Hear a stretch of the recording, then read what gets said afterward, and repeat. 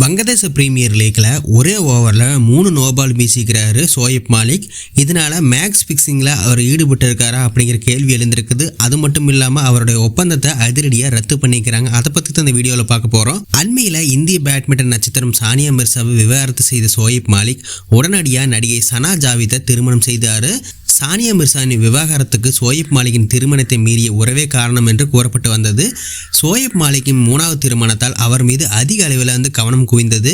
இந்த நிலையில திருமணம் செய்தவுடன் நேரடியாக வங்கதேச பிரீமியர் லீக் தொடரில் பங்கேற்கிறாரு. பார்சுன் பாரிசல் அணிக்காக விளையாடி வரும் அவர் T20 கிரிக்கெட்ல 13,000 ரன்களை விளாசிய முதல் ஆசிய வீரர் என்ற சாதனையும் படைத்தார். இதன் பின் குல்னா டைகர்ஸ் அணிக்கு எதிரான போட்டியில சோயப் மாலிக் பவுலிங் செய்த போது சர்ச்சையில் சிக்கியிருக்கிறாரு.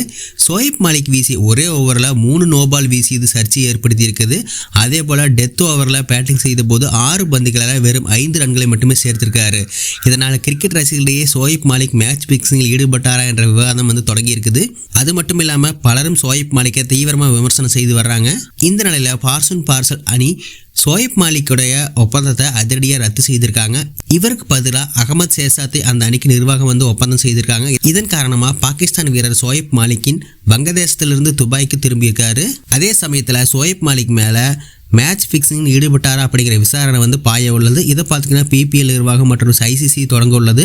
பாகிஸ்தான் மற்றும் வங்கதேச வீரர்களில் பலரும் மேட்ச் ஃபிக்ஸிங்கில் குற்றச்சாட்டில் தண்டனை பெற்றுள்ளதால இந்த விவகாரம் ரசிகர்களிடையே விவாதத்தையும் மற்றும் பூதாகரத்தையும் ஏற்படுத்தியிருக்குது.